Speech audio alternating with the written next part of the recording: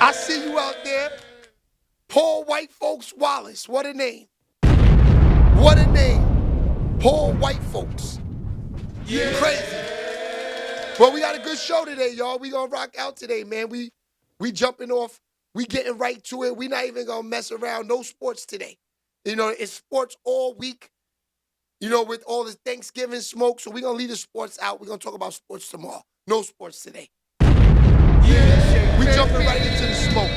This was crazy yesterday. I had her sit across from him with the camera pointed at her and began to strangle her, she said. What?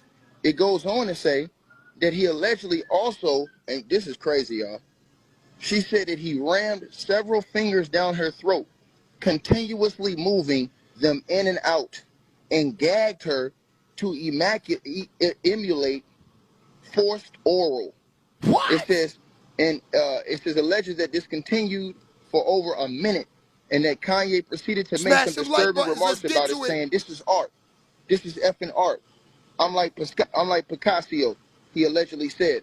In the lawsuit, it says that this woman says that she allegedly experienced more closely resembled pornographic gagging, deep throat, BDSM fetishes than a music video shoot. And ultimately, none of her or Kanye's scenes made it to the final music video, which she says is the alleged result of high-profile figures doing their best to bury the incident. She said at the time of the writing, Kanye has yet to address this lawsuit. So now this woman, she's coming out, Asian woman, saying that nasty. Straight nasty right there. So, Kanye West. I wanted to play that first from yesterday. Now, after all of this Diddy action, guys like Kanye West, he got a lot to worry about. Because, you know, he was dealing with all those Kardashians and all these. Say, come on, look at Shorty right here. She look like she ain't got no business around Kanye, man. She looking like she making chicken wings with the French fries. She asking you what's for your order, and that's not even being racist. This is being for real. She don't even look like she ready for the game. Who is this chick? This is crazy. Hey, Niche. We got to roll Niche out. Niche just pulled up.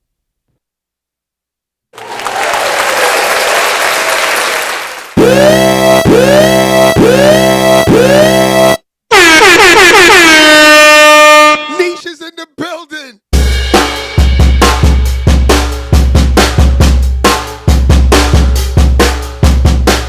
They said Ling Ling does Kanye nails. Let's play that back again. I had her sit across from him with the camera pointed at her and began to strangle her, she said. What?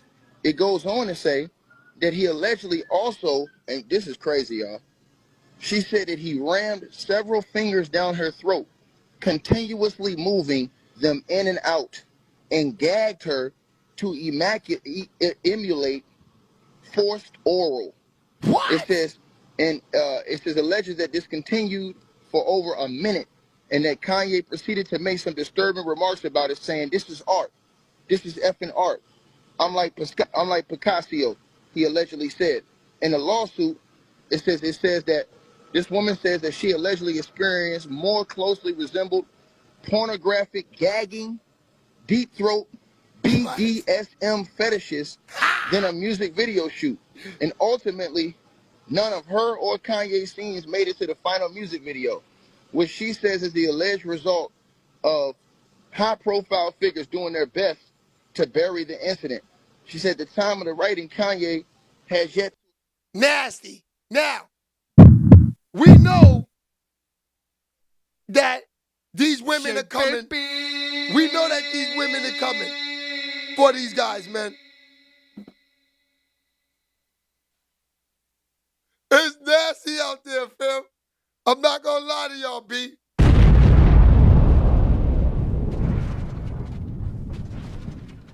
Straight disgusting.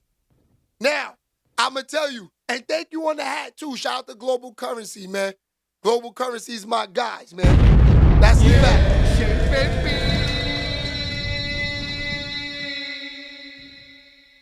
So if I'm Kanye right now, I'm thinking the worst.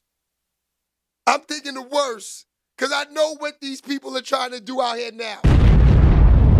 Kanye's in some trouble, y'all. I ain't gonna hold you. Because we don't know what's gonna come out next. Like, they building up on Ye. They want Ye out the building, B. They want Ye out of the building. All right. Let's get right to it, man. We here. So, Snoop Dogg doubles down on Kendrick Lamar.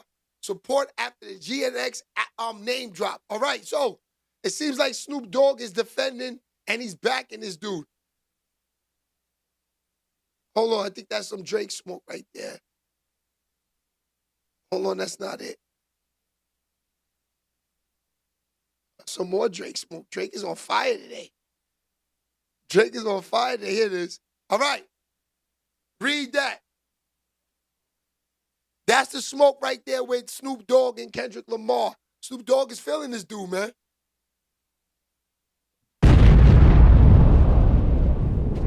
Snoop is definitely behind this dude. Read that. Because, you know, he was calling people out on this album. You know, he called out Weezy. We're going to get to that in a little while. Kendrick called out Weezy. I don't know if he wanted any of that Weezy smoke, though.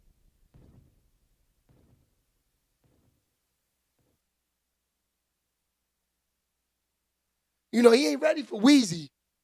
Weezy's the GOAT. Niche said, hey, Rush. Baby Love saying, he ready for Weezy? Or he ain't ready?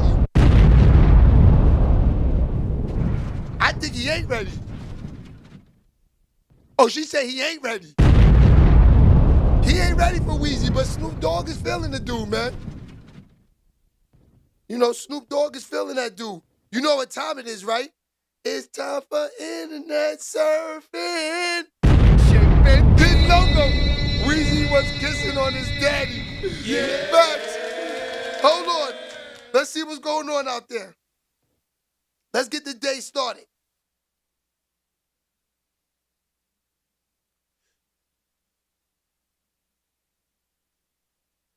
All right, let's see what they saying out there.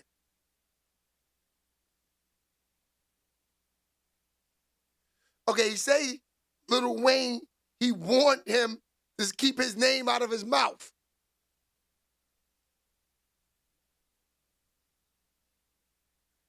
Let's see what smoke is going on out there.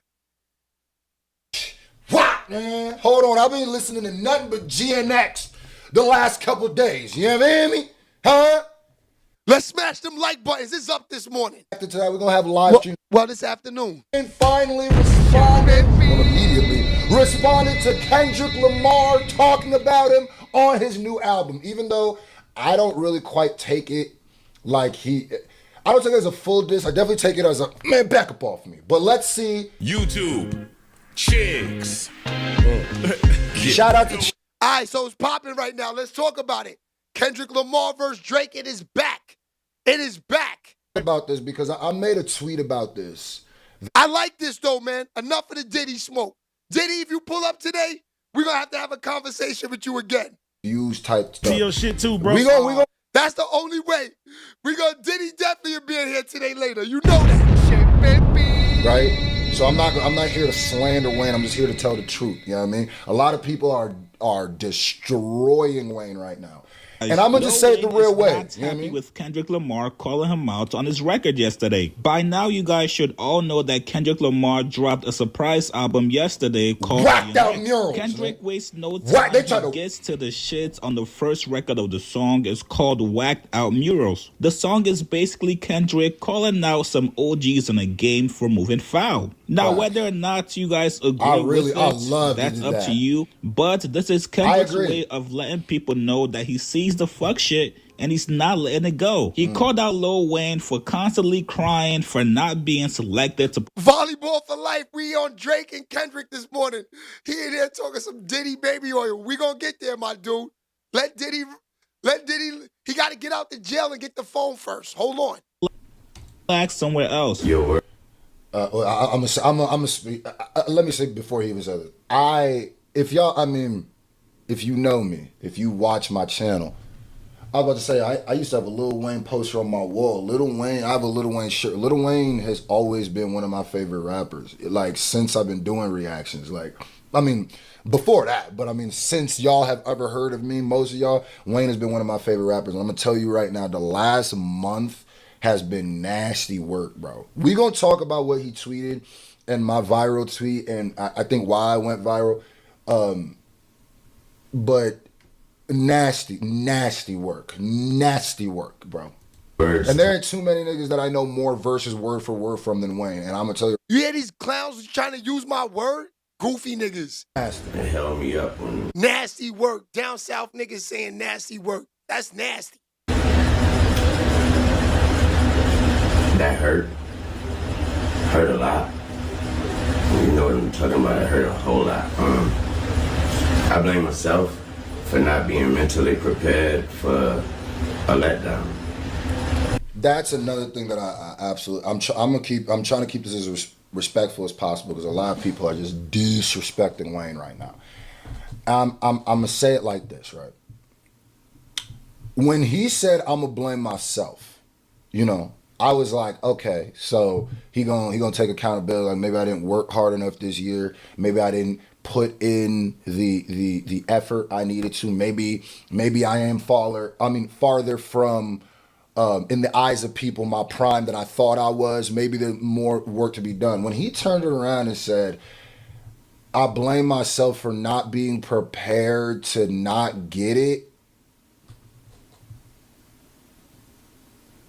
By the way, link is in the pinned comment. Go grab your Hip Hop is a Sport t-shirts or hoodies. You know, go grab you They Not Like Us Hip Hop is a Sport t-shirts.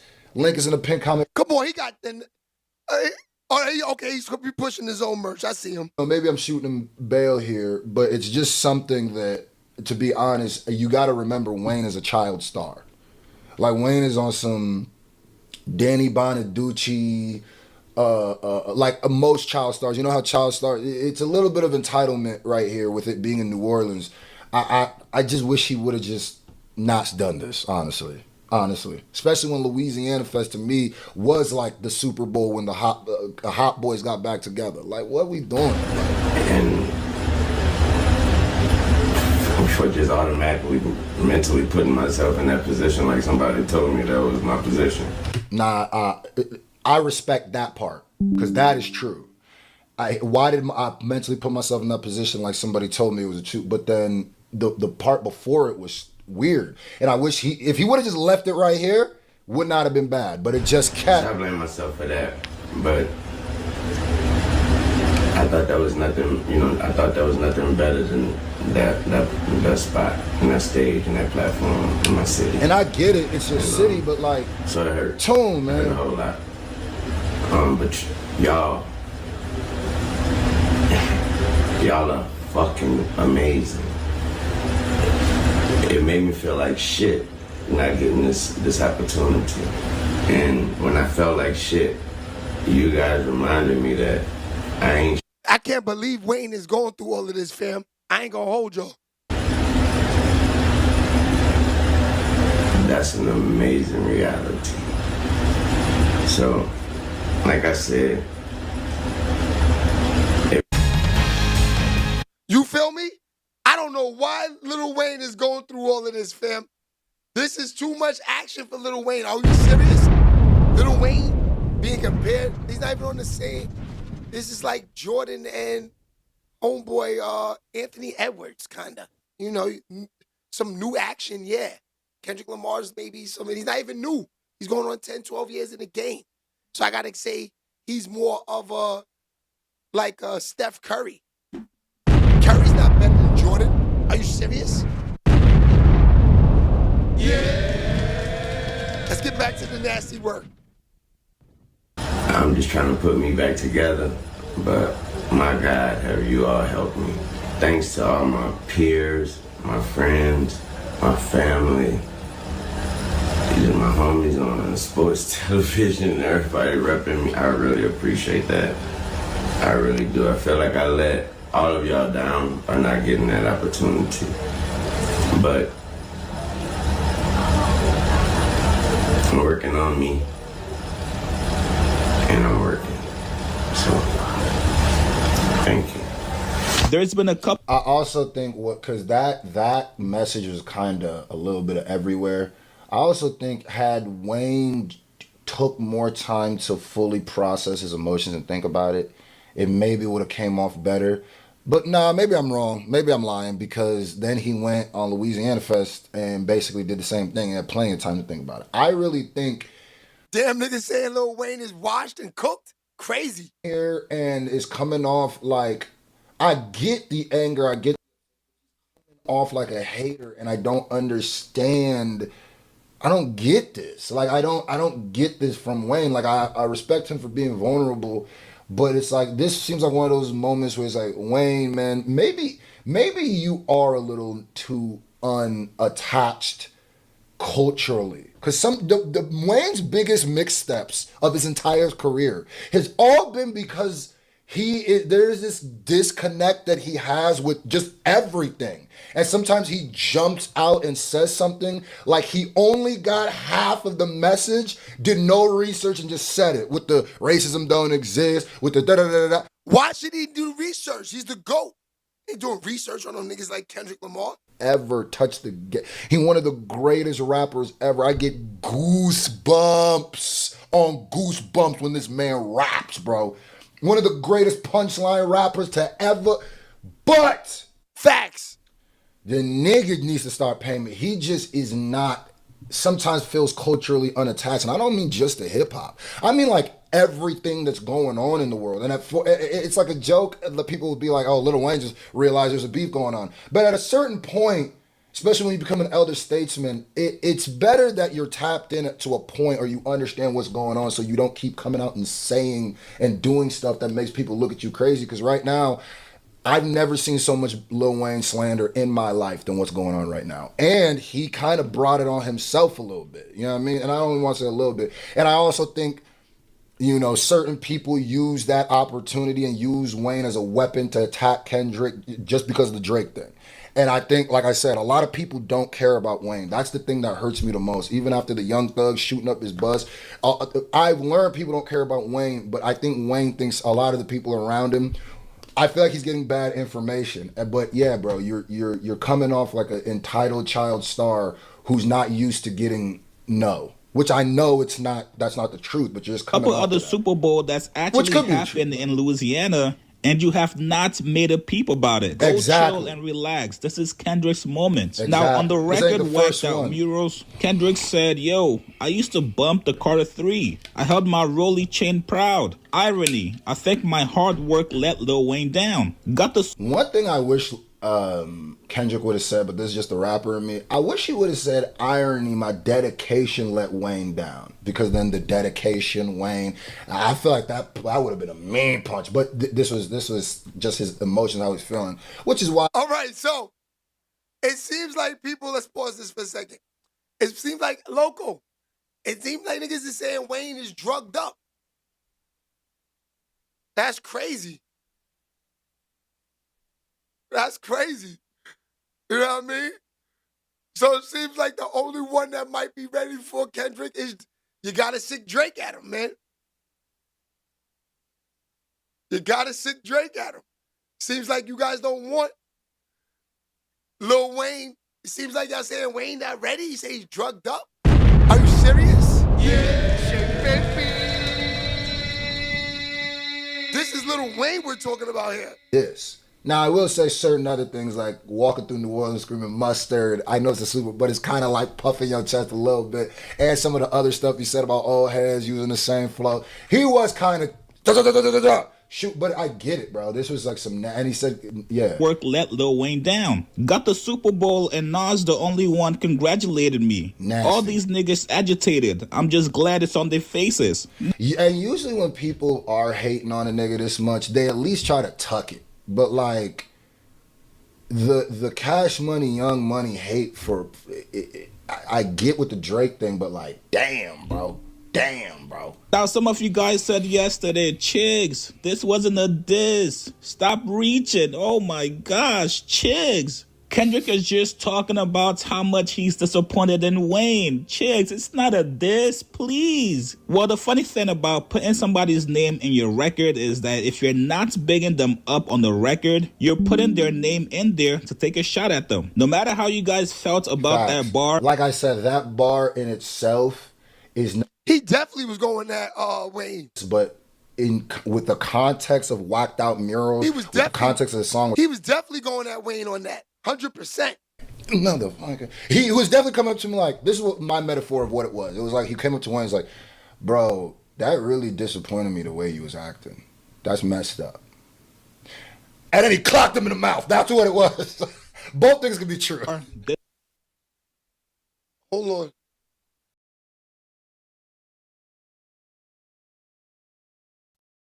All right, we back. Was definitely a slight and a shot at Wayne. And Wayne even felt some kind of way about it because he just responded to Kendrick Lamar. Now, Lil Wayne went on Twitter. He said, man, what the F did I do? I just be chilling and they still come for my head. Let's not take kindness for weakness. Let this giant sleep. I beg you all. Now, this is where Wayne starts talking heavy to Kendrick Lamar. No one really wants destruction, not even me, but I shall destroy if disturbed. On me, love. Listen. Let me break this down, and let me tell y'all how my tweet was, right? So, I tweeted to Lil Wayne. I might just read the tweet. I tweeted to Lil Wayne because, and I'm not thinking Wayne's gonna read it. I just wanted to be, break it down in a way. Chris Smith, what's good, my boy? Okay, so this is what I said. Stick around. I said to this quote, and I'm taking Wayne serious like he doesn't know what happened, which, come on, bro. Okay, I said, you one of my goats, Wayne. So let me try to explain this a bit nicer and a bit more concise than others are. The song, I'm not going to read it. You can go check my Twitter at ScrewfaceJean, and I'm going to tell you what I said. I'm going to summarize it. The song Whacked Out Murals is a metaphor, right? Because Kendrick Lamar had a mural in Cali to celebrate, everything he's done for the West, everything he's done for the culture, everything he's done for hip hop, everything he's done in general, right? This is everybody was while everybody was congratulating him and celebrating the moment, some hating, some legendary first string all-American hater went and probably in the dead of night and crossed it out.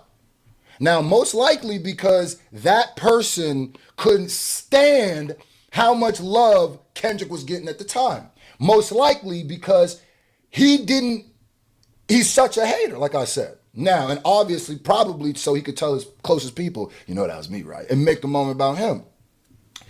And a lot of people are missing that metaphor in Whacked Out Murals.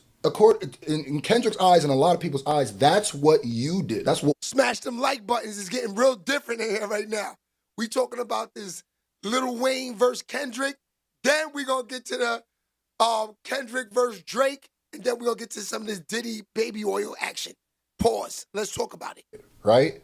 So when you don't come out, when the thing you come out and say is, man, smash them like buttons. From me, in a sense, like, you essentially whacked out his mural.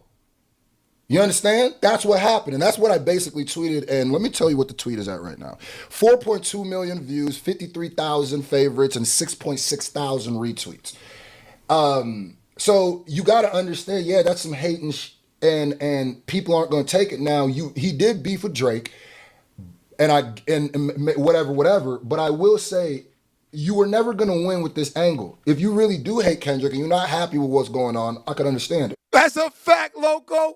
Them likes is free. Don't be a goofy. Y'all need to get y'all PRs together and start figuring this out because this is crazy. And now let me talk about, so I fully understand what Kendrick said and I agree with him and he did it in a metaphorical way. Yeah, you try to whack out his mural, bro.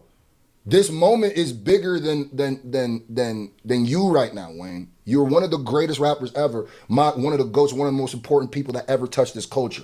But that particular moment, come on, bro. You got to congratulate or don't hate, congratulate. Or don't say nothing, Now, the battle rap side of me, the analyst side. The reason I don't like that, because I feel Wayne. How you want me to not say nothing and Y'all hating on me. Y'all don't want me performing in my city. Y'all hating on me. But Wayne is not a battle rapper. Wayne has said himself. He's bugging. Wayne can battle niggas all day and get busy. It can't be done by me. Yo, dude said Wayne is not a battle rapper? Is he crazy? Wayne is a straight battle rapper. Wayne is, bro, let me tell you something. I don't know, not too many battle rappers got more bars than Wayne. And that shit ain't off the top of your head, battle rapping. They got people that do it. All them battle rappers on Smack TV, DVDs and all that, niggas is writing that down, man. These are skits. That's how they know, put the gun in their ear and blow and all of that stuff. Come on, shit is acting, my dudes. Yeah. That's how you see the entourage behind him. He start patting his back and he be like, they know the bar's coming, it's acting. Yeah. Or you know, Bobby's gonna throw the hat in the air, they throw something up, and then everybody, your entourage, they see it come down and they look, it's acting. It's acting. Yeah. So, I'm saying if you let Lil Wayne write a battle rhyme, he's going to body these niggas. Is he crazy? Sheababytv. Love him. Talking out his ass, such a headbutt him. That's all you gave him. That wasn't enough. And then, you signed to a nigga that signed to a nigga, killed him, right? He said the thing, baby money, kidnap your bitch for how much you love your lady's money. He was talking to Jay-Z, dissing Beyonce. Then Jay-Z in one lyric said, baby money? You niggas ain't even got my lady's money. Destroyed. And then he said he put syrup in 50 Cent's vitamin water. So as a battle rapper, I've never seen Wayne win a battle. What Wayne usually does is not engage, or he'll give you one pretty mediocre shot and then walk off. And then the next round, okay, Marquis, I see you. Full battle. Now, like I said, he my GOAT, so maybe he's been in the dungeon. This shit will be the Tyson fight all over again? Nah, they can't make Wayne take the money. For battle rap, clearly. And it just doesn't seem like that's one of your skills. And it doesn't have to be for you to be the greatest rapper. It doesn't. But I just don't think it's going to be a great look. And I don't want everybody to turn on Wayne like they turned on Drake. Because I've sensed that Kendrick's the type of person that when he battles... Okay, y'all, you just mentioned a Mike Tyson fight all over again, right? This could be worse. Right now, we could be seeing Lil Wayne versus Jack Harlow right now, and they make Lil Wayne take the money and really take the culture from us. And we can handle seeing this Kendrick Lamar versus Lil Wayne right now. You don't just lose a battle, nigga. You kind of lose your footing a little bit in the culture. So, but hey, you know me, I'm the battle nigga. So if it happens, I'm gonna be here to cover all of it. I'm gonna call it down the middle because I love both of them, but. Man, I feel like leave it alone, bro. From Wayne. Now, keep in mind, I Wayne respect is somewhere out the way, currently the competition aspect of it, but like Wayne, you literally have said you don't matter. Carter 6 right now. So for Wayne to take time and address Kendrick Lamar, this means he's not playing with him no more. And I would not be surprised if Wayne disses Kendrick on the record. About to leave Hawaii. I've been here for a few days, ever since the Louisiana Fest. I can't lie, money got some sauce in here, though. Shout out to this dude right here, Screwface John. So I want to say thanks to Hawaii for he definitely going to take a shot at Kendrick. Look at these beautiful people surfing. But thanks to my city, thanks to New Orleans, Louisiana. Low key, though, I also... Smash them like buttons. ...is going to get help. Not like with the pen, but like strategically, because Young Money cannot afford another Drake event. Like a Thanos event. Another Kendrick... I think he's gonna be coached a little bit like, yo, this is where Drake messed up. Don't do this, do that. Now, will he listen? I don't know. But will he be able to execute? I don't know. But if he do, Wayne is straight executing. Hey, can Kendrick get a bye week, nigga? God damn. Y'all saying can Kendrick get a bye week? I feel like Kendrick's the one that want to play every game. Kendrick want to play all 82 games of the NBA. Sheababytv. What you mean, can he get a bye week? He's calling out the smoke. He's the one who dropped the album. He's the one who mentioned Lil Wayne. He's the one who fucking came at Drake.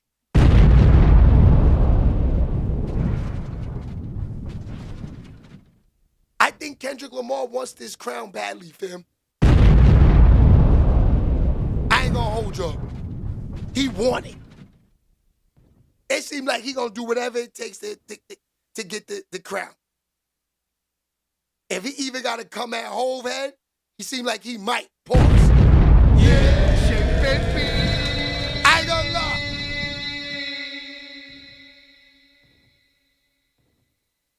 If he makes another, if he killed Jay-Z, I say he the GOAT.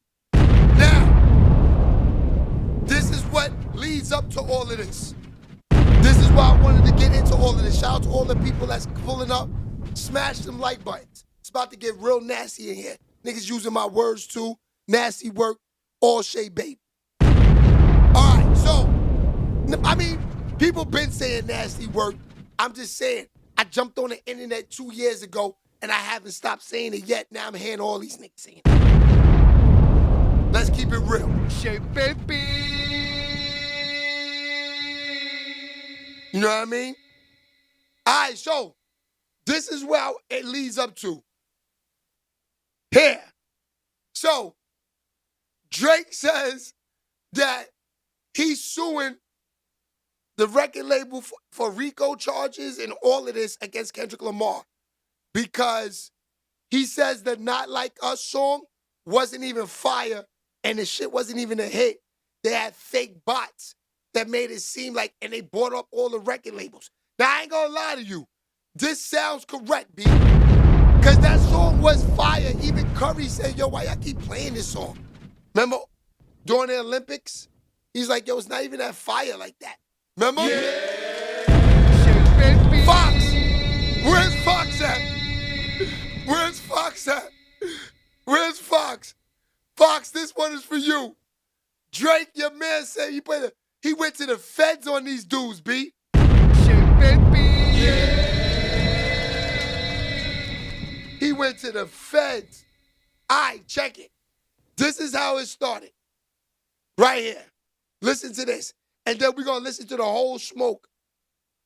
Lawsuit and a lawsuit alleging illegal business practices. What he says is, I don't know who the other people were involved with Universal, but under the law, Universal has to tell me who they are so I can sue them for the following: civil RICO, deceptive business practices. What these people did is they used illegal bots to make it seem like Not Like Us was a lot more popular than it actually was. They cite to an academic's interview where academics is on stream talking to some dude, and the dude says, I got paid $5,000 and promised a % of Not Like Us in exchange for delivering 30 million fake bot streams when Not Like Us first launched so that it would seem more popular than it was and the algorithms would bump it up everywhere.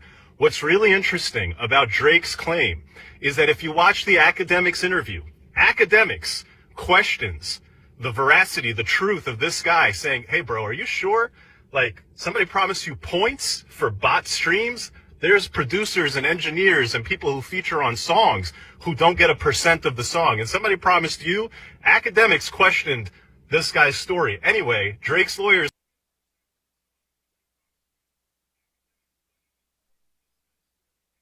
Okay, I agree with y'all. Drake is warming up. Drake is warming up. All right. Check this out now. This is getting crazy.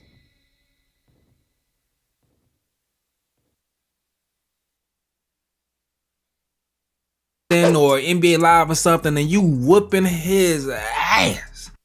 A procedure under New York law that aims to secure information before filing a lawsuit. So it's official. Drake is beefing with his label. Okay, hold on. Hold on, y'all. You know, it's explicitly illegal for a label to pay. So payola is illegal. So say I'm going to give you $1,000 to play my artist's song. That's illegal because you're using regulated federal airwaves that the FCC monitors. You can't do that. How do they get around it? Yo, I'm gonna buy $500,000 of ads on your station because all these stations are ran by ads. I ain't gonna lie, academics is snitching on the labels right now. They are going to kill him. Give you an interview by them. It would be dope if you could show us some love back. Of course, your song is getting played every hour on the fucking hour.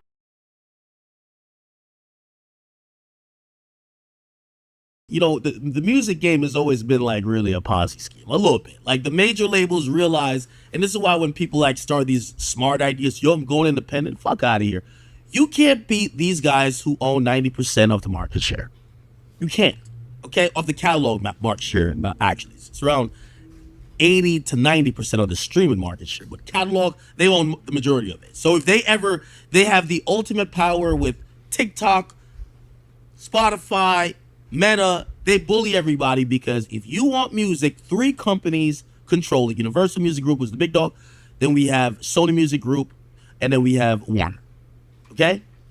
Now, I hope you guys are getting some understanding. So Drake is coming out to sue UMG after the whole Kendrick Lamar rap battle stuff, and he's basically accusing them of botting Kendrick's song to outperform his other songs that he was putting out. Now, this article by TMZ reads that Drake seems to think there's some shadiness behind Kendrick's monster hit, Not Like Us, and he's filed a lawsuit to investigate how it got so big. Of course, Not Like Us is the song that effectively ended the Kendrick and Drake beef, but because its popularity buried Drake. But now he's alleging Universal Music Group used bots and a payola scheme to pump up the song. According to the docs obtained by TMZ, Drake says an inside source told him UMG made covert payments to multiple platforms, including radio stations, to play and promote the hell. Smash them like buttons, let's do this. Payola, and it's prohibited by the FCC. Drake pointed out that UMG has paid settlements in the past for this kind of thing, like in 2006 when the label paid $12 million to the New York Attorney General's office for a pay-for-play scheme. In the docs, he also claims a whistleblower has accused UMG management of spending thousands in May 2024 on bots in order to get the song to 30 million streams on Spotify, and it also paid social media influencers to promote the song. He alleges the label dropped all copyright restrictions so the influencers could repeatedly post the song, helping it spread like wildfire, which is true. A lot of YouTubers and a lot of streamers were pushing this song and were pushing the rap beef simply because there was no copyright restrictions behind it and they would be getting paid. I mean, this did end up stopping and they did start copywriting again, but Drake has some huge legal goals here. He says he's filing this suit just to get a full understanding of how UMG funneled payments to iHeartRadio and its network of stations. Once he has that info, according to the documents, he's gearing up to file a civil fraud and racketeering case against UMG and any co-conspirators. The article continues saying that Remember Not Like Us famously includes a lyric where Kendrick calls Drake a certified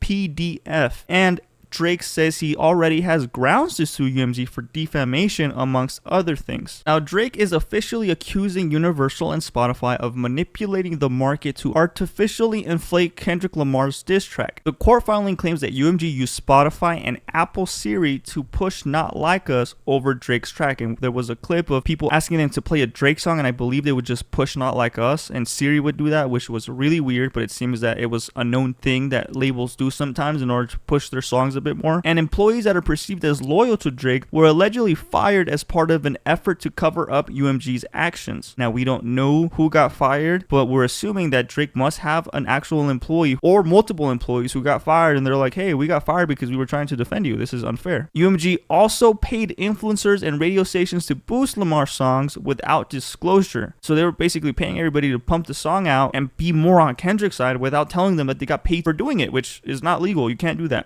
That's crazy. Revealed that bots generated 30 million early streams for Not Like Us. Drake is accusing UMG and Spotify of violating the Racketeer Influence Corruptions Act, which is a RICO case, as well as the NY Deceptive Business Act and the NY False Advertising Act. Now, a lot of people don't find this to be the best thing for him to do because now people are comparing him to being a Karen. They're like, yo, why are you suing Kendrick? Like, are you that sore that you lost? But if you kind of think about it and you were like, you know, looking at it from a different perspective, if Kendrick did cheat, wouldn't that make Kendrick look bad? If they do find him guilty of botting, wouldn't that make Kendrick look bad? So why? Okay, so let's talk about this. I'm not gonna lie. Drake is a real snitch for this, and he knows deep down inside. You know, we know Drake songs are good, but his records are bought up too. He got fake bots too.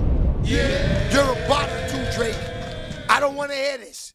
If you're on a major label, You got bots.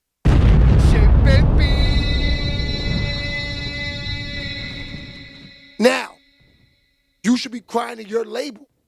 You let them outbot us. They outbotted us. That's all that happened, Drake. Going to the FCC and snitching on them, that's foul. Yeah. I ain't gonna hold you. That's nasty. That's crazy.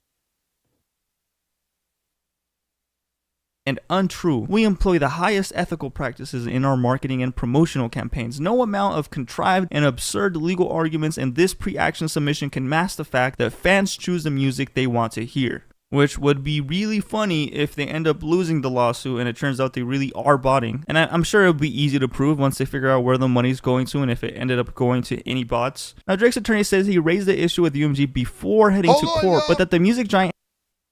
We got our first victim of the day. Niche. Let's get the hourly pay going.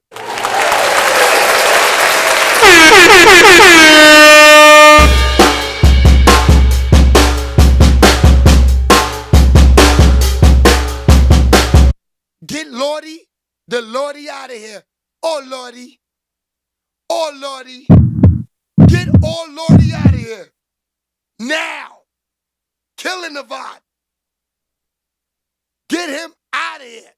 Get that grown man out of here. Yeah, baby. Now back to the smoke, y'all. We had a goofy.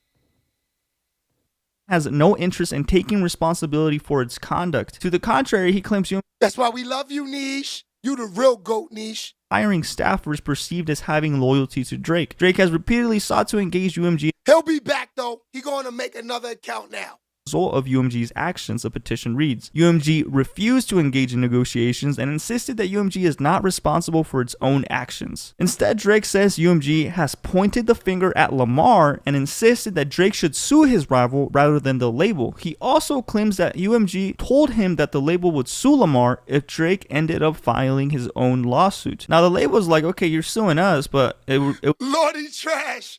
Oh, Lordy. Drake for botting if you sue us for botting, because it wasn't our fault. It was Kendrick's fault. He's the one who bought it. That's kind of technically what UMG is saying, at least from how I'm reading it. And now we have Los Pollos, who is a big streamer, coming out saying that he's basically being censored by the label or by Kendrick Lamar for reviewing the album and then being completely taken down from YouTube. While there's still other albums who have done the same thing, but because he was critical of the album and saying that it wasn't good and that he didn't. Black Lulu said Vegas runs the best Diddy parties. Hold on, we gonna get there, Black Lulu. Only videos on YouTube about the album were good reviews, which now seems to be untrue because they're purposely taking down the ones that are negative. You heard what Chris Smith says, smash them like buttons. Never in all my years of uploading vids has this ever happened. I reacted to Kendrick's new album, which hundreds of people have also, and they're up right now on YouTube. UMG/Kendrick's team manually removed my video because I didn't like the album. And it's showing the screenshots of the video being taken down or copyrighted, and it says this is how it looks, blocked worldwide. The only reason I think it could be someone from his team,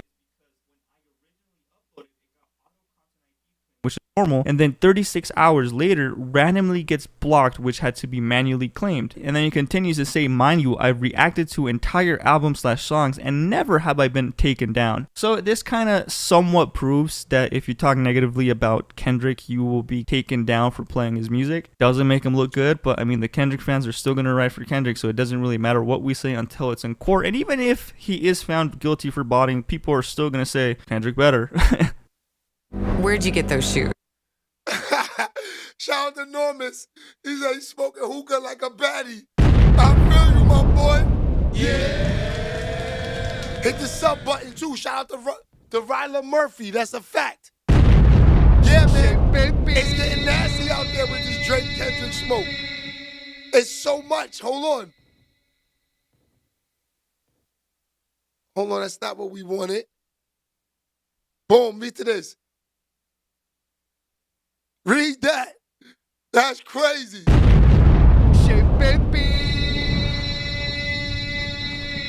Now, I also saw DJ Academics got into action this morning, too. I wanted to get into that.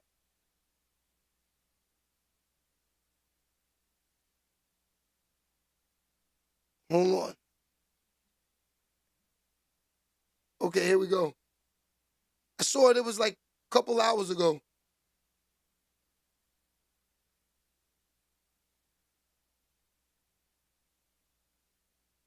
Okay, here we go.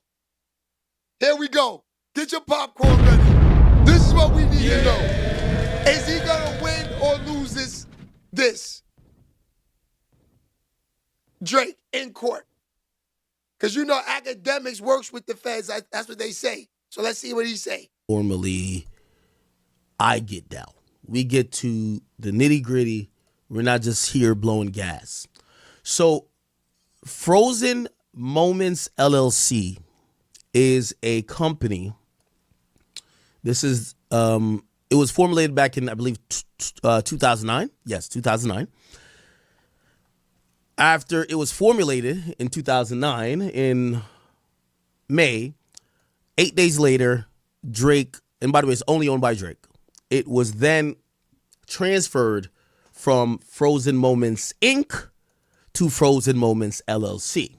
Okay? These are the formation, or, these are the business documents that also show the change from whatever to whatever. And I'm assuming at some point, maybe Drake did have, it gives the address to. I'm pretty sure he doesn't live there anymore. Remember when Drake was like, "Yo, got a condo out on Biscayne"? And maybe that's what his apartment. So if y'all niggas are a little nerdy and y'all want to go check where the fuck was Drake was staying, 50 Biscayne Boulevard. Let me look that up. You know me, I'm on some bullshit. Where was that nigga staying at? Mazda of New Rochelle. Oh shit! So right now he Googling where this nigga was staying at. Nasty work. Hold on, we getting back to it. This is where he's staying? Okay. All right, Aubrey. So I guess he was staying here in apartment, what? 3801? All right. So anyway, so it looked like, this is at the beginning of his career. I guess they made a business, and then they then turned it into, they registered it where he was at the time. Okay, cool. Got a mailing address there. All right, cool, blah, blah, blah. All right, so basically, and yes.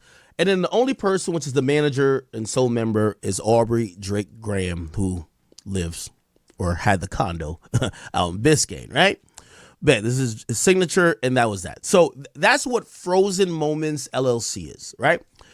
If you ask me, and I keep telling you guys these things, so like most of these companies, like, I always tell people, I'm like, yo, Lil Uzi Vert, what's his name, Samir or something?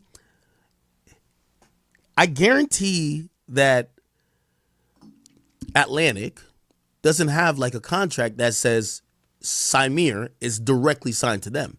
Samir is signed to Generation Now. And by the way, he might even have a company that owns or controls all the rights. Okay, see, the reason what y'all is saying, this is why I play this and I don't be the nigga reporting this. Because I can't do this much research on somebody's life like these dudes, man. It's like almost you got to be dry snitching. But I do want to know what's going on, so we're going to listen to this. People have seen it pop up here and there, especially when, some of these people, when Drake, has he ever really gone inactive? But there's times when, if you ever want to know when an artist is about to drop something, if they do it normally, they'll submit it to the label, and the label at that point does a shit ton of stuff, including sometimes filing copyrights and registering certain things that could be trademarks. Now, people who are usually waiting on someone to drop an album who doesn't drop an album, they usually stalk these things. Hey, let's see if Kendrick registers a trademark or copyright of anything. And that usually means, that's maybe their new album title or whatever the case is, right? Yo, I only know when the album's out, when it's in the stores, man.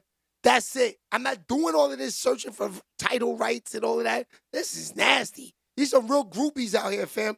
Today, there was a filing, and it's a filing from Drake, which is actually a petition.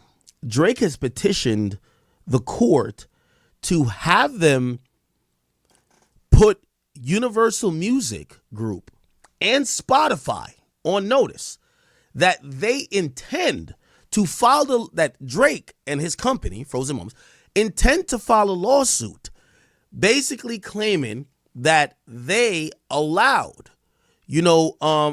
interference from bots and otherwise for the inflation of streams, obviously during the rap battle, that resulted in damages to perception.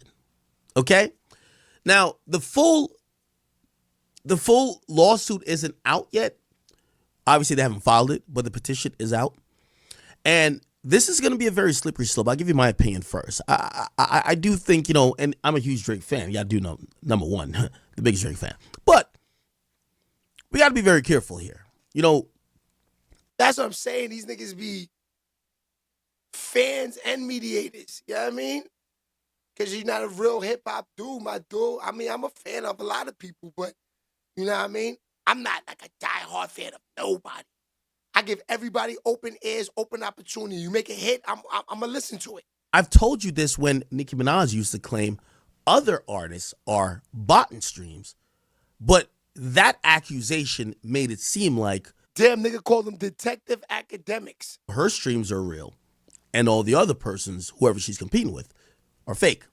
Now, the reason why I say it's a slippery slope, Spotify and Universal Music Group, they're number one business partners. Number two, here's the thing. As long as they're busting down that money, it's one of those things where I personally believe neither of them are doing too much to combat streaming or botting in terms of major label artists. Now, granted, if you are not signed to a major label and you put out music through Spotify or one of these other DSP conglomerates and you bot streams, of course they're going to ban you or penalize you. They're incentivized to do it. They have no business dealings with you, right? So why would they overpay for these inflated streams that are fake? Now, here's the thing about when it comes to the music industry. And to make this really a little bit more of a simpler case without getting too deep into it, inflated sales has always been part of the business practice for the music industry. It's always been that. Back in the day, they used to say labels would buy their own CDs. That's when Nielsen, SoundScan your first week sales would be not what sold, it would be what shipped. Smash them like buttons. Smash them like buttons. Come on, it's free. Yo, we need this guy to sell 300,000. Let's just ship 300,000 because of a weird purchase order. That blah, blah, blah, blah. And then let's have some type of scheme to return those whatever items to the store. Later on, we get the number perception. Fans think it's 300,000. They're now. Yo, fam. Yo, shot caller. You a real one. That's what I've been saying the whole time. You just mad that they beat y'all at y'all own game. That definitely got bots too, Drake. Come on. In the audience. When, it's explicitly illegal for a label to pay. So payola is illegal. So say I'm going to give you $1,000 to play my artist's song. That's illegal. Because you're using regulated federal airwaves that the FCC monitors. You can't do that. How do they get around it?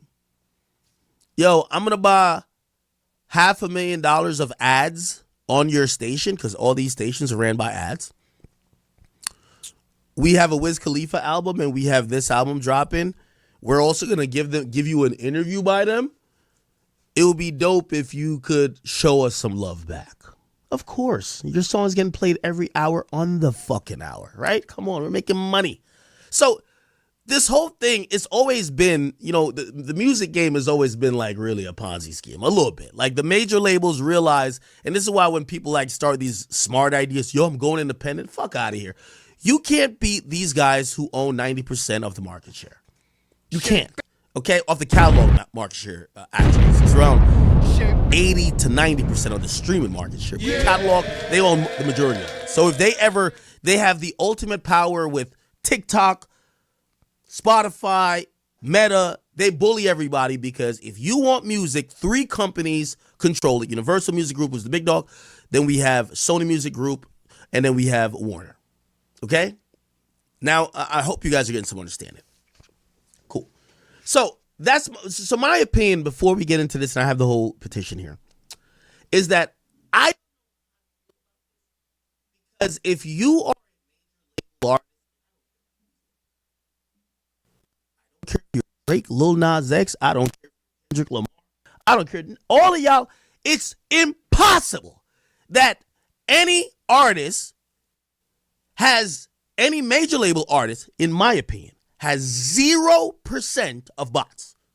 Why? It's incentivized that these labels control perception. How do they control perception? Is to rig the game by inflated views, inflated streams, and inflated everything. Do you understand what I'm saying? And that's a point that's outside of Drake, Kendrick, any particular artist. So that's my thing. If you ask me, Apple Music, Amazon Music, Spotify, they're in cahoots with UMG, Warner, and Sony to make sure that there will never be a true independent market because they make too much money, literally suppressing that, funneling. By the way, Spotify even announced some shit that, there's certain things on Spotify when it comes to playlist. Now, I'm going to tell you guys, if you do music now, if you're an independent artist, Drake could have helped you guys just now, because if the payola stops and the FCC says, all right, no more major labels doing this because Drake made it hot, now the game is wide open. Now the game is wide open for y'all. Y'all better take advantage of this. That's a fact. They won't be like, they'll tell you the random bullshit. Oh, anybody could get on the playlist. Brother, don't have a label. Like, if you think Universal Music Group will let some 15 random people without them being on a label eat up 15 spots on the most coveted playlist, you're out of your fucking mind. You get what I'm saying? It doesn't work like that. So it's kind of all of a, it's a finesse. Anyway, so let's get to it. So this was a petition that was filed today. We have, and this was filed in the Supreme Court of the state of New York, where we have essentially. That's a fact, shot caller, for months, years. Announcing, right? They're announcing that, Spotify and Universal, we're about to sue y'all. We believe that y'all have done certain things or allowed certain things that has now caused damage to me as an artist. And we want you to preserve or to hold these things or give us the data or evidence that we would need to actually file the lawsuit. So let's just read through it. So cool. So it says, in the matter of application of Frozen Moments LLC for an order, whatever, it's a civil blah, blah, blah, UMG and Spotify. Now, very clear, and what should be noted, this is not a lawsuit yet. It is not a lawsuit, okay? So Frozen Moments and its attorneys, right? So Drake's company, and by the way, I do want to be honest here, just me being 100% honest with y'all. I don't know how they flagged this. I'm pretty sure someone has some type of, civil court flag for Drake's company. I think Drake tried to file this under his company. And if you're looking for Aubrey Drake Graham on the lawsuit as a petitioner, he's not. It's his company. And whether his company is expanded and he's listed officers or whatever of his LLC, it doesn't matter. He's the boss. Do you get what I'm saying? So I think he tried to do it under the LLC, but he's suing MMG. Not MMG, UMG. Okay. So, so they're basically saying this is a pre-action disclosure. And by the way, if you guys do want to see all these documents afterwards, they'll be on theacademy.blog. For an order granted limited pre-action disclosure from the respondents, UMG and Spotify, directing a preservation of relevant evidence in possession, custody, or control of UMG. Smash some like buttons. I see y'all up in here. Let's talk about it. in chat. Yeah, Chris Smith, that's a fact. Get them likes. God damn. Tell me, the biggest artist in the game, right? Let's say biggest rap artist, because we don't Taylor's the real biggest, but let's be honest, right? If he has to sue to get the data, it shows you how. Next level, what's goody? Nikki, what's popping? Actually, Nikki looking like a Sheababytv? Does. Because he has some facts, but he needs all the facts to really file his lawsuit, and he got to sue them to get it. So even their biggest artists, they're not like, oh, we're open book, come look at everything. Nah, hell no. Just kind of goes back to it. When you're on a major label, I don't care how well you get compensated. You're just a nice good old slave. Whether you're Drake, Kendrick Lamar, I don't give a fuck if you're the baby, Lil Baby. You could be anybody. Once you see UMG, this is why, as crazy as y'all want to say Kanye is, he don't seem that crazy no more, do he? He don't be seeming that crazy. Which by the way, this also makes an interesting parallel. When you hear... That's what I'm saying, Marat. That's why I listen back. We go over all of this together on my show. I can't do the research. In my stomach, it just feels like snitching. He got it out here, DJ Academic, so we might as well know. He already got 400,000 views off this that dropped 5 hours ago. So why not? Let's see what's going on. This is released by Interscope. That's a subsidiary of UMG. Y'all are all slaves. Shut up. We don't want to hear none of y'all talk about... You don't get no brownie points for saying, oh, I sleep next to Master's room. You sleep 5 doors down. None of y'all should be talking like that when y'all have to go hit up old Massa, UMG, to say, what's up with the accountant? What's up? Shut up, all of y'all. And I'm saying it respectfully to Drake. He's right. Drake and the rest. Let's be clear. They all got bots. So it's the nature of the dispute. In a memo to the staff reflecting the highlights of 2021, the CEO of UMG, Lucian Grange, remarked on it being harder than ever for artists to break through the noise. 60,000 songs are added to Spotify every day. Spotify is the world's most popular audio streaming subscription service as of the end of the third quarter in 2024. Boasted almost 640 million monthly active users, 250 million subscribers. They pay the music companies like UMG for the right to license the songs so they could play them on a streaming and subscription platforms. In 2023 alone, Spotify paid more than $9 billion to music labels and producers. Hip-hop is one of the most popular genres on Spotify, amounting nearly a quarter of all streams on Spotify Global in 2023. Spotify and UMG have a long-standing symbiotic business relationship. As one of Spotify's earliest supporters, UMG entered a multi-global license agreement with Spotify in 2020. UMG and Spotify collaborate on strategic marketing campaigns, facts, and products. And in 2024, they announced an expansion of their strategic partnership through which Spotify will amplify. Oh, yeah, that was the thing. This is the finesse right here, Chad. I ain't gonna lie to you. This is when you realize if you are an independent artist, they have made it that you got to sign to these niggas, these major labels to win. Look, they have a UMG, the biggest label out, got Drake, Weeknd, Kendrick, all these niggas. They have a strategic partnership where Spotify will amplify music discovery and social interaction and enhance fan experience across the platform for UMG family of artists and songwriters. Come on. Basically, if you're an independent artist, you stand no fucking chance. If someone looks at Spotify and they see Taylor Swift, Kendrick, Weeknd, Drake, all the top artists, Post Malone, then they see you, how the fuck will they ever click on your music? Let's be honest, right? This shit's a finesse. Based on UMG. And by the way, this is going to be, I know I'm going on mad tangents. This is a precursor to a lot of things happening. You got the biggest artist suing. That's a problem. That's a problem.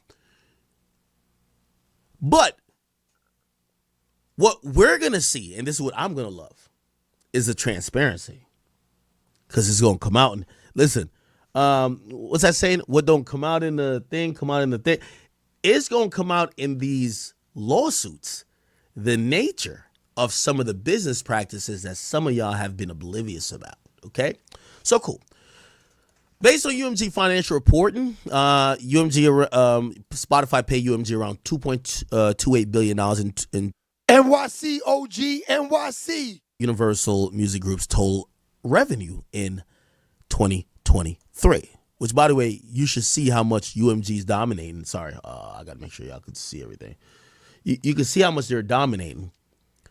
So Spotify last year paid UMG $2.28 billion, and that was 1/5 of what UMG makes.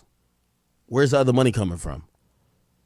Vinyls, licenses with TikTok, Apple, Meta. You know, all them little swipe up things. I'd be like, oh shit, I'm adding a song to my store. Yeah, they're getting paid. You get what I'm saying?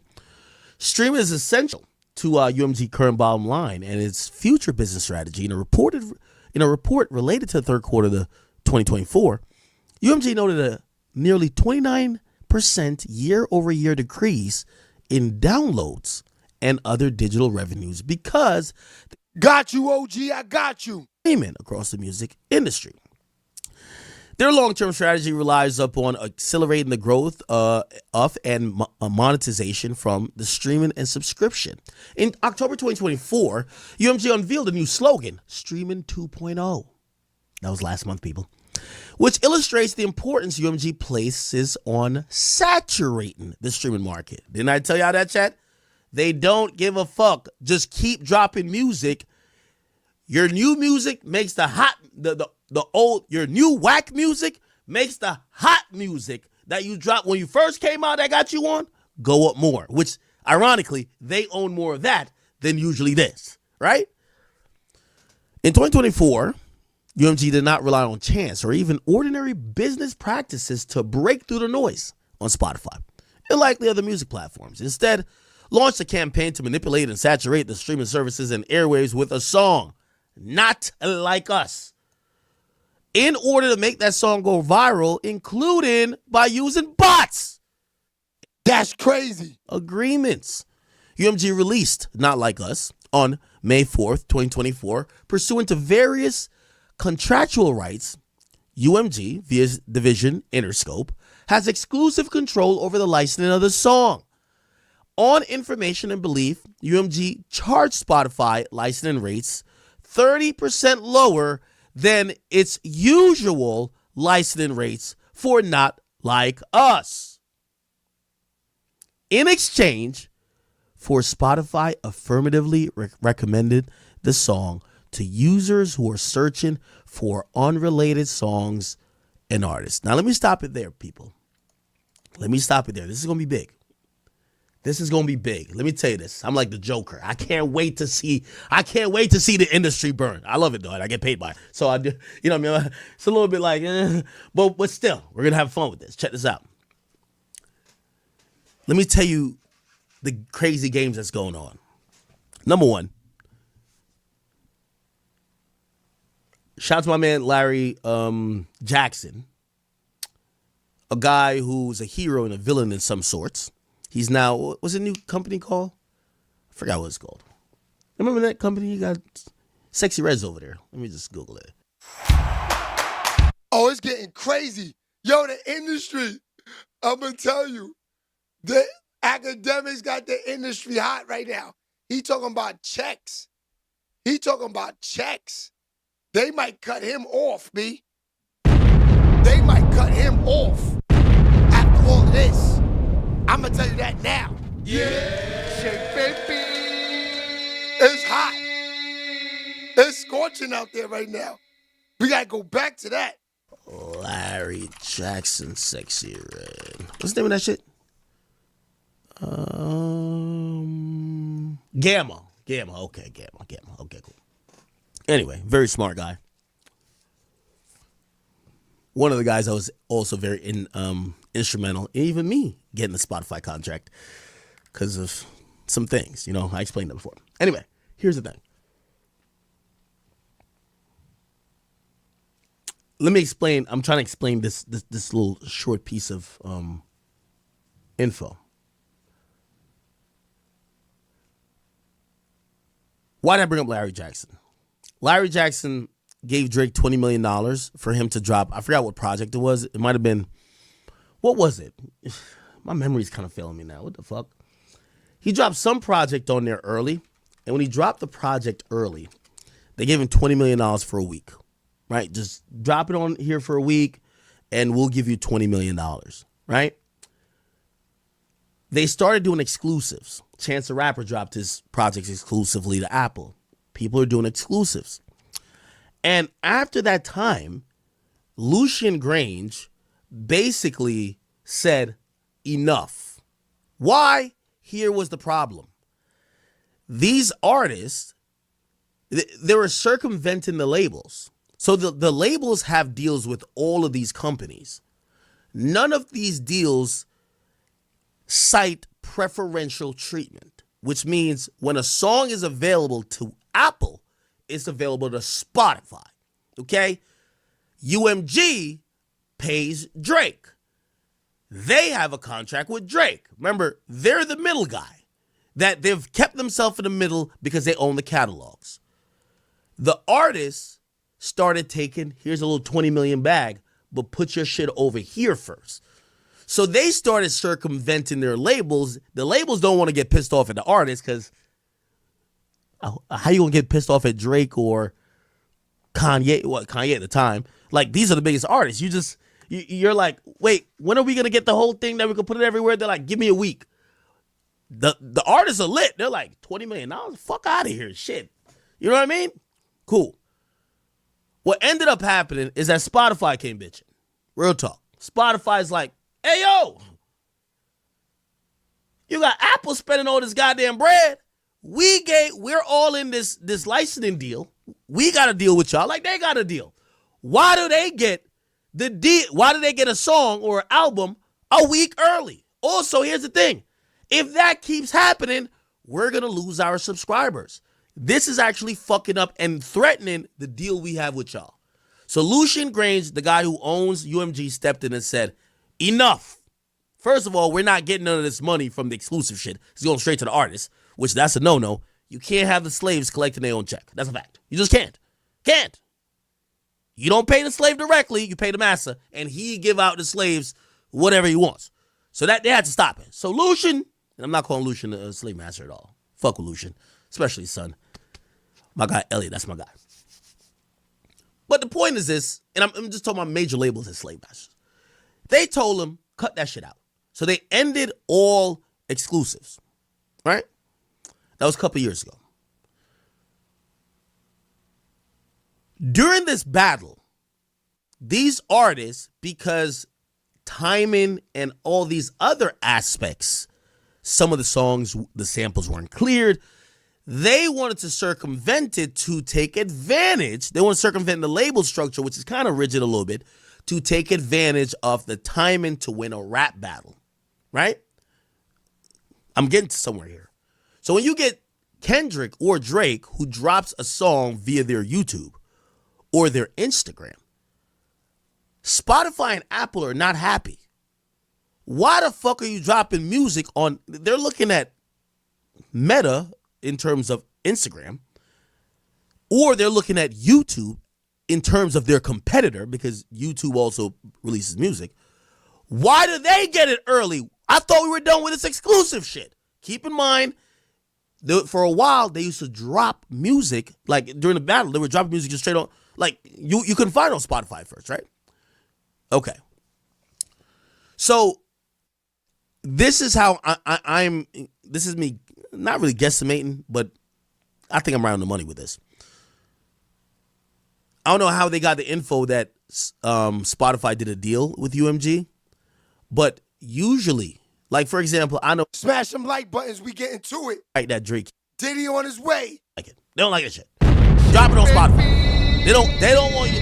They don't want your new song on your fucking Instagram. They did not pay billions of dollars to have the licensing rights for you to drop shit on Instagram. For your biggest artist, UMG's biggest artist, Drake or Kendrick or whoever, to drop it on Instagram. They don't like that shit. Okay? So this is where Drake's people are coming to the idea of, wait. Oh, I forgot this last part. So let me tell you what Spotify and Apple, and let me just say DSPs. Let me not make it just Spotify. Historically, after Lucian and everybody came out to say no more exclusives, if an artist drops a song and gives an exclusive to any of the bunch, which means you give it to YouTube, you give it to Apple Music, or if you give it to Spotify, the other companies penalize you, which means, oh, we're not about to give it as much love on the playlist because we're going to show you don't do no more exclusive shit. We're not doing that. All of us need to get it at the same time because when one person get it, everybody goes to them. Drake and his team is saying, though Kendrick dropped the shit on YouTube as an exclusive, there was a window, Spotify still came back around and said, and according to them, in exchange, Spotify recommended the songs to users who were searching for the song for unrelated songs and artists, and supposedly UMG charged Spotify a rate of 30% lower. Now, I'm going to be honest with you. However Drake's team is going to prove this is this is how I know a lawsuit's definitely coming. You don't find out this info that UMG did a deal with Spotify that, not like us, like, hold on, let me just do this real quick. It's 2020. All right. Listen, it's this simple. He just made it hot. Now, are the DJs gonna play Drake music anymore? I doubt it. If they can't get the money no more, and now from no labels, it's crazy. If this is true, they're going for Khaled, Flex, them big DJs. Yeah, Sheababytv. And that's a fact. All right, it's Diddy time. It is straight Diddy time.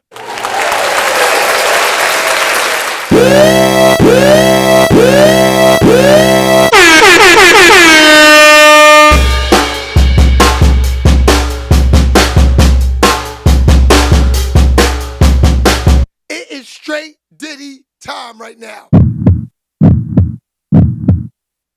All right, so Diddy got all types of smoke going on with him right now.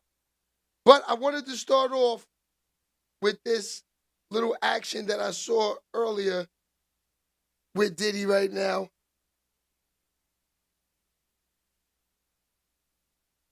Here we go.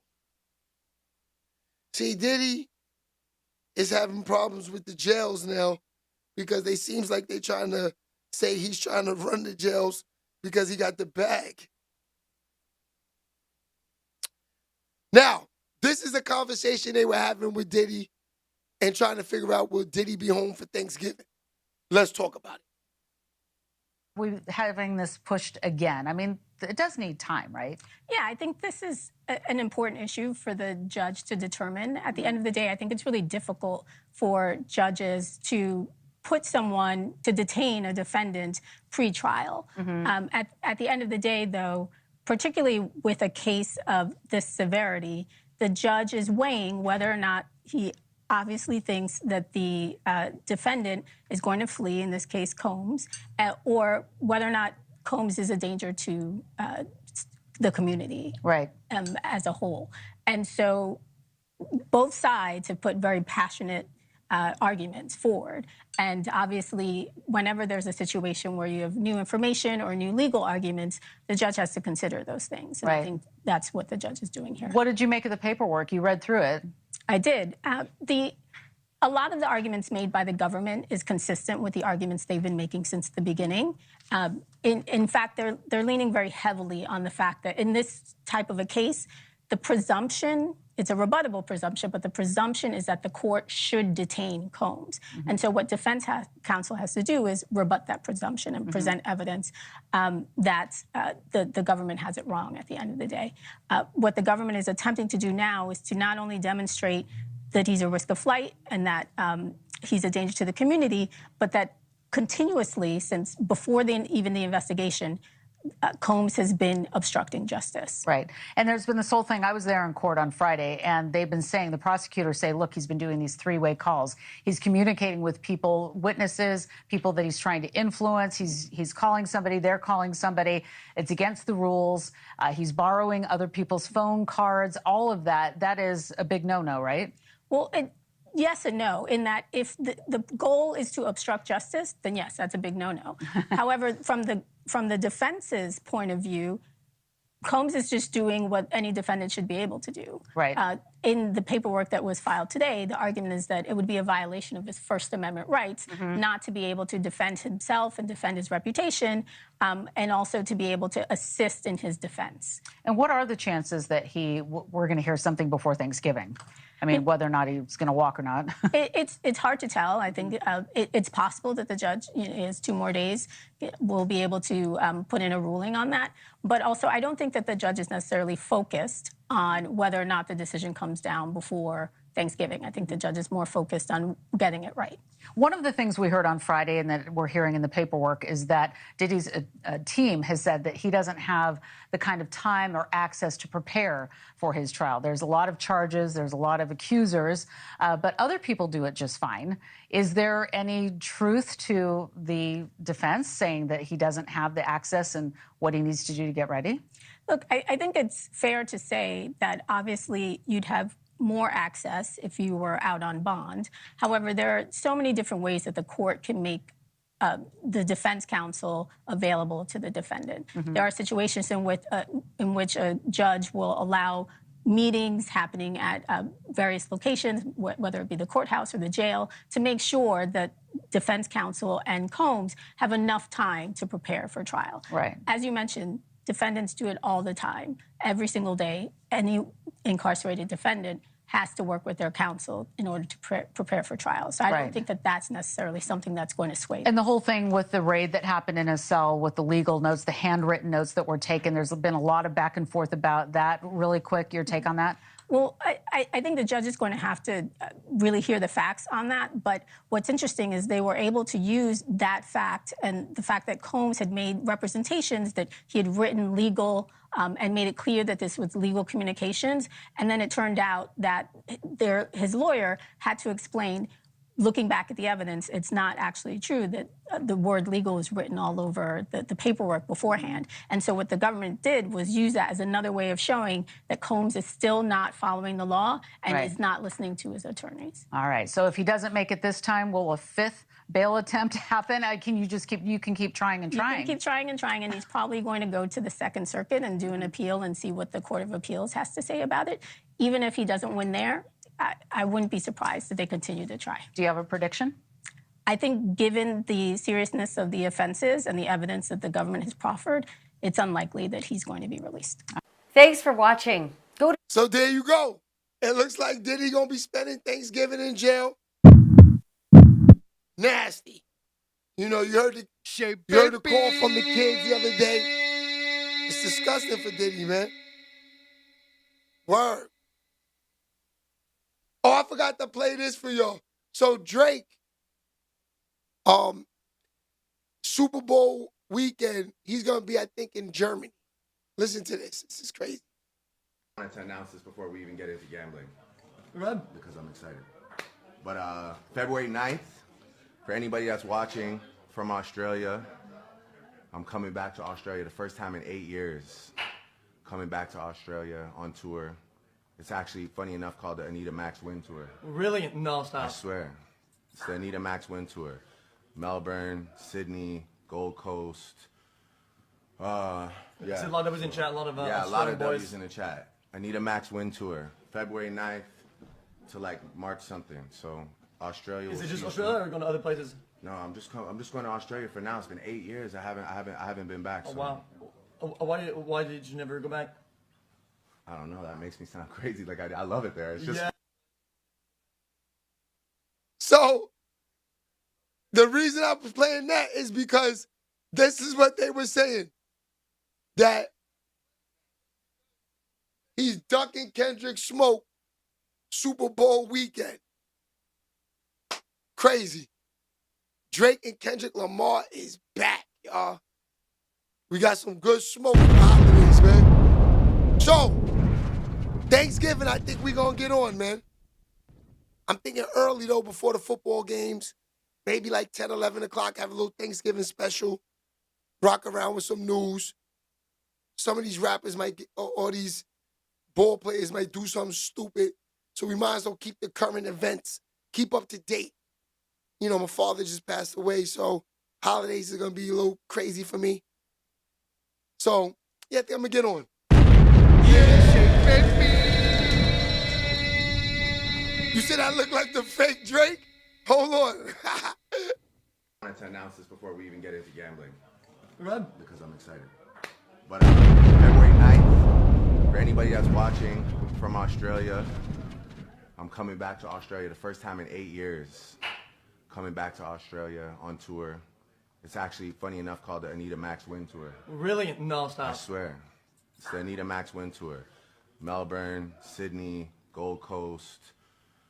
Yeah. A lot that was in chat, a lot of yeah, a lot of boys. W's in the chat. Anita Max Win Tour, February 9th to like March something. So Australia. Is it just Australia or going to other places? No, I'm just going to Australia for now. It's been 8 years. I haven't been back. Oh So. wow. Why did you never go back? I don't know. That makes me sound crazy. Like I love it there. It's just. Yeah.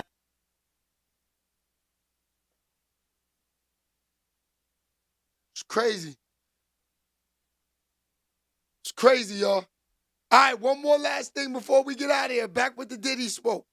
Here goes one more lady talking about will he get out before Thanksgiving. It does need time, right? Yeah, I think this is an important issue for the judge to determine. At the end of the day, I think it's really difficult for judges to put someone, to detain a defendant pre-trial. At the end of the day, though, particularly with a case of this severity, the judge is weighing whether or not he obviously thinks that the defendant is going to flee, in this case Combs, or whether or not Combs is a danger to the community. Right. What the government is attempting to do now is to not only demonstrate that he's a risk of flight and that he's a danger to the community, but that continuously, since before even the investigation, Combs has been obstructing justice. So if he doesn't make it this time, will a fifth bail attempt happen? You can keep trying and trying. You can keep trying and trying, and he's probably going to go to the Second Circuit and do an appeal and see what the Court of Appeals has to say about it. Even if he doesn't win there, I wouldn't be surprised if they continue to try. Do you have a prediction? I think given the seriousness of the offenses and the evidence that the government has proffered, it's unlikely that he's going to be released. There you go again, man. Thanksgiving for Diddy, nasty burgers. I think they have turkey and Thanksgiving meal in jail for them guys. Pretty sure. Yeah. But Diddy got the bag. He gonna eat all the snacks in there, top of the line meals, whatever he could get his hands on. He will put the bag up for it for Thanksgiving. Sheababytv. No turkey for Diddy this year. That's a fact, Patricia. You big dripper. Don't think I forgot about you, big drip. Never. Look at you, the two drippers back to back. Patricia and Niche.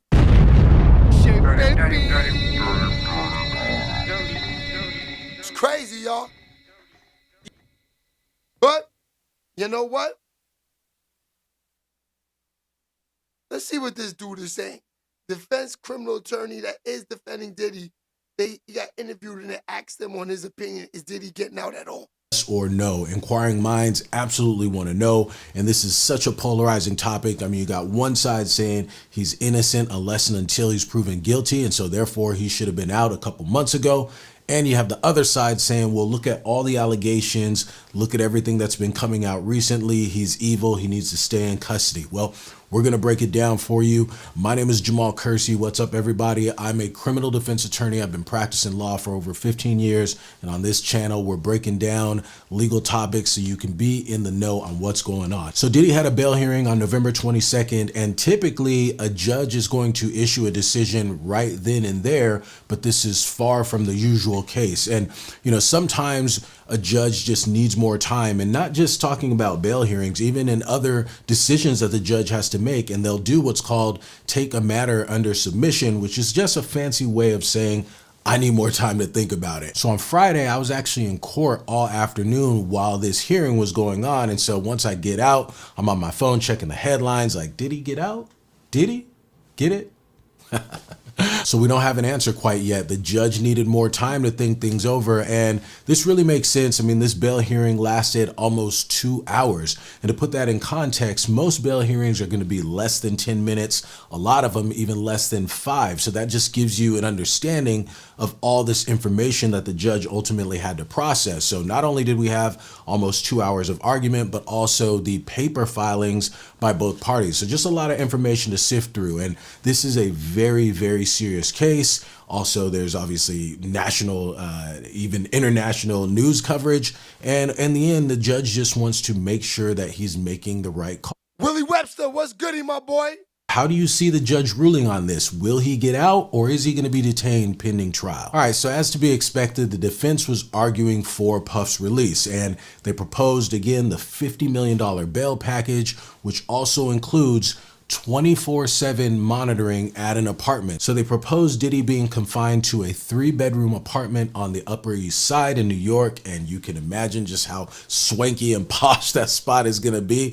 But yeah, he would be on lockdown, no visitors apart from his legal team and selected family members. I gather that would be his mother and probably his children. Outside of that, no one else would be able to come onto the property. Besides that, he would have no internet access and no phone access except to communicate with his counsel. So the idea is, if you really think that Diddy's a danger either to the community or witnesses in the case or alleged victims, him being under 24/7 security and not having access to communication devices, then the defense's position is there's zero risk of any of that stuff happening, and so therefore he should be able to be released on bond. Prosecutors fired back, basically saying that Diddy has demonstrated that he either cannot or will not follow rules, and that he basically cannot be trusted. Another interesting argument that came up from the defense was regarding former Abercrombie & Fitch CEO Mike Jeffries. Now, he is being charged with sex trafficking as well, but he's out on a $10 million bond.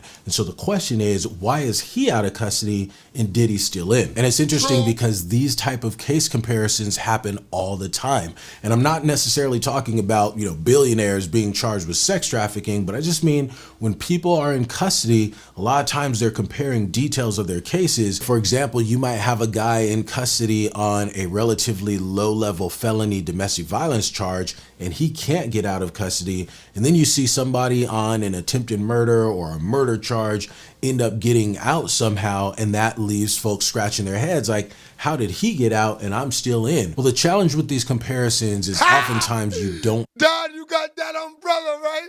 I feel you, Don.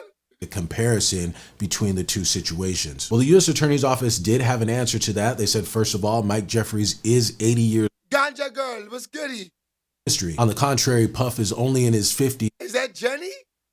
Prosecutors also referenced the firearms that had been taken from Puff's residence, and they had the serial numbers scratched off, and that's always going to raise a security concern or a safety issue for prosecutors and judges alike. So regarding the comparison between Puff and Mike Jeffries, it'll be interesting how the judge deals with that issue. And of course, the 2016 video involving Puff and Cassie came up yet again, and the defense is doing the best that they can to minimize the sting and the impact of this video. They're really trying to say that this is just a domestic violence incident that was part of a toxic relationship between Diddy and Cassie. Prosecutors argue that this video is evidence of the sex trafficking, in that Puff physically dominated Cassie, he was violent with her, and he forced, coerced her into doing things that she didn't want to, including participating in these freak-offs. So this is not an easy decision for Judge Subramanian. I don't envy being in his position, and honestly, I could really see this going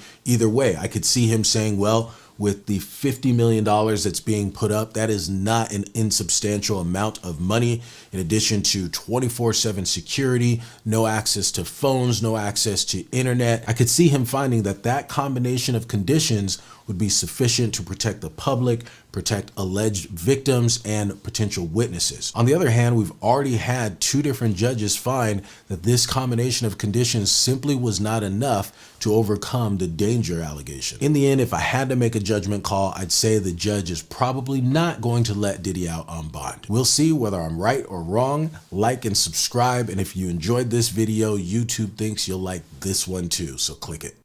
Yes, sir. All right, y'all, you already know the diddler. He didn't show up today, so they definitely watching his phone for the holidays.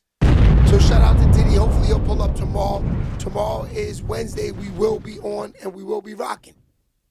You know what I mean? Sheababytv. And it's the holidays. You never know. Talk to Niche. Maybe we jump on the dirty side tonight. It's the holidays. You know, people home. Maybe we jump on tonight. See what it is. All right?